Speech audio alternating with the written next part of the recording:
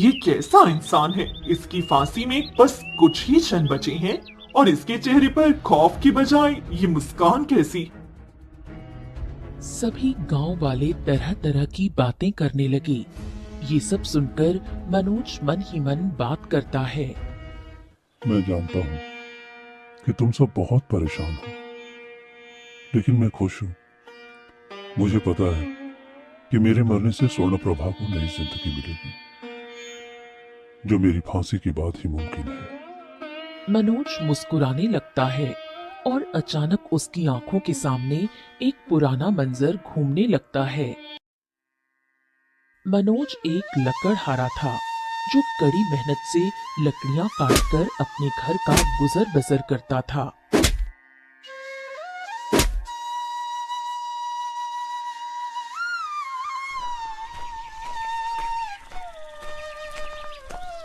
एक दिन वो लकड़ियां बेचकर घने जंगल से गुजर रहा था। सुबह से लेकर शाम तक लकड़ियां काटी, फिर भी मुझे बस ये 2 सिक्के ही मिले हैं। चलो, इससे भी गुजारा तो हो ही जाएगा। मनोज सिक्के लेकर जा ही रहा होता है। एक बहुत खूबसूरत लड़की स्वर्ण प्रभा ताज पहने और सफेद कपड़ों में खड़ी नजर आती है। अरे, ये कोई साधारण लड़की नहीं लग रही, ये तो कोई देवी लग रही है, वो भी इतने घने जंगल में। मनोज परेशान हो ही रहा होता है कि स्वर्ण प्रभा उसके सामने आकर खड़ी हो जाती है। तुम्हें आज बस 2 ही सिक्के मिले ना? हाँ देवी, मैंने पूरी मेहनत की और मुझे ये 2 सिक्के ही मिले। मैं जंगल की देवी हूँ और मेरे पास इतनी जादुई शक्ति है कि मैं किसी भी को भी मनोकामना पूरी करने में उसकी मदद कर सकती हूँ। नहीं, ऐसा नहीं हो सकता।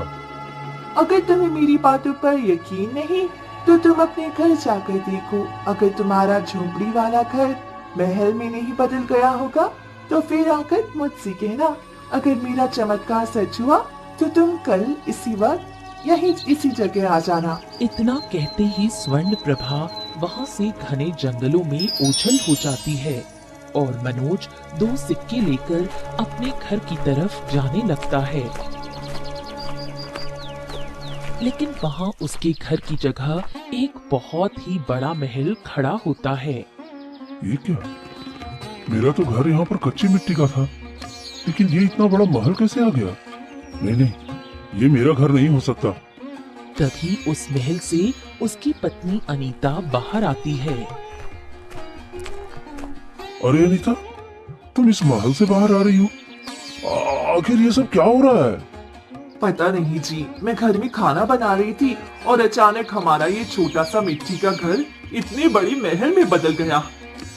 उस देवी ने बिल्कुल ठीक कहा था, यानी वो हमारी इच्छा पूरी कर सकती है। अब तो हमारी किस्मत बदलने वाली है। क्या हो गया जी? आप क्या सोच रही हैं? कुछ नहीं। बस अब हमारी गरीबी के दिन खत्म हो गए।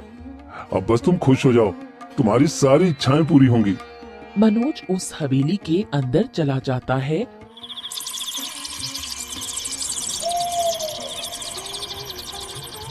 और रात बीत जाती है। अगली सुबह पूरे गांव में ये बात आग की तरह फैल जाती है।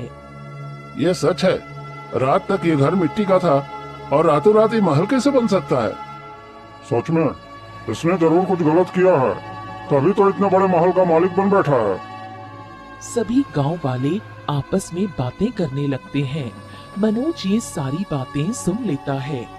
गांव वाले कुछ भी कहें, पर मुझे क्या, मुझे तो अब स्वर्ण प्रभा से मिलना है। उस देवी ने तो मेरी किस्मत ही बदल दी। मनोज वहाँ से निकलकर घने जंगल में जाता है।